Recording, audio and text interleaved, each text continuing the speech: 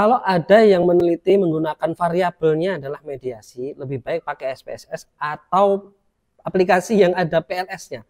Entah itu Wall PLS atau mungkin Smart PLS atau aplikasi yang lainnya yang bisa PLS. Menurut saya lebih baik pakai aplikasi yang ada PLS-nya, yang belakangnya judulnya ada PLS-nya ya, partial square. Mau pakai Wall PLS, oke. Mau pakai Smart PLS, oke. Mengapa kok SPSS tidak saya rekomendasikan? Gini teman-teman, apabila menggunakan SPSS, bukan SPSS-nya itu tidak support ya, SPSS support.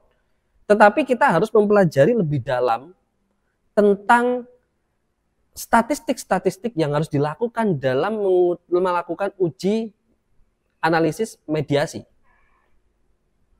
Jadi mediasi atau moderating juga gitu ya, mau moderating mau mediasi, itu kalau kita melakukan ujinya menggunakan variabel yang ada moderatingnya atau mediasinya, itu kita harus melakukan analisis yang tahapannya sedikit berbeda. Kalau seumpama menggunakan regresi berganda atau mungkin regresi yang biasa gitu ya, itu berbeda. Kalau moderating sama mediasi, moderating aja sudah jelas MRA-nya, kemudian tergantung dari variabelnya, kerangka pikirnya bagaimana, kita menggunakan rumusnya ada berapa. Nah itu nanti kalau dilakukan menggunakan SPSS, ya kita harus melakukannya sesuai tahapannya, satu persatu. Bukan SPSS-nya yang tidak support ya, tidak bisa membantu menghitung, bukan. Tetapi tahap yang harus kita lakukan tetap dibantu SPSS. Jadi ada 4 tahap. Penghitung yang pertama dibantu SPSS, penghitung yang kedua dibantu SPSS. Jadi kita melakukan perhitungan satu persatu tetap menggunakan alat bantu SPSS. Berbeda cerita kalau seumpama kita menggunakan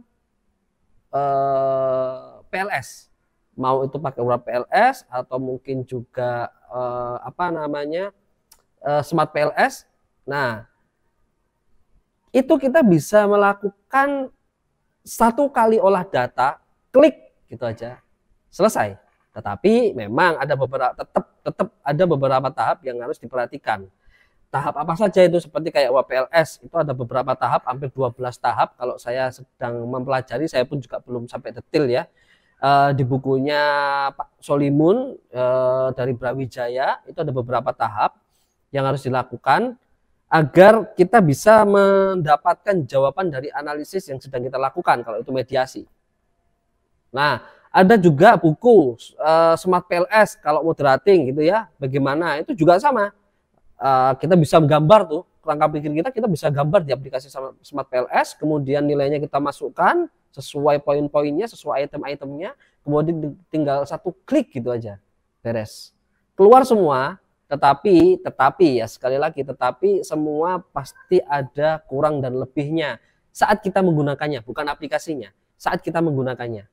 Kurang lebihnya apa? Ya kita kalau menggunakan aplikasi yang SPSS, kita harus mempelajari tentang beberapa poin. Kalau kita menggunakan URAP PLS, kita harus mempelajari yang ini. Dan yang kita pelajari relatif bagi orang awam seperti saya pun juga berbeda. Seperti kayak mulai dari nol. Kira-kira seperti itu. Jadi lebih baik pakai yang ada PLS aja. Gitu ya. Oke. Semoga bermanfaat. Lekas selesai skripsinya. Apabila ini dirasa bermanfaat, di share, follow, like.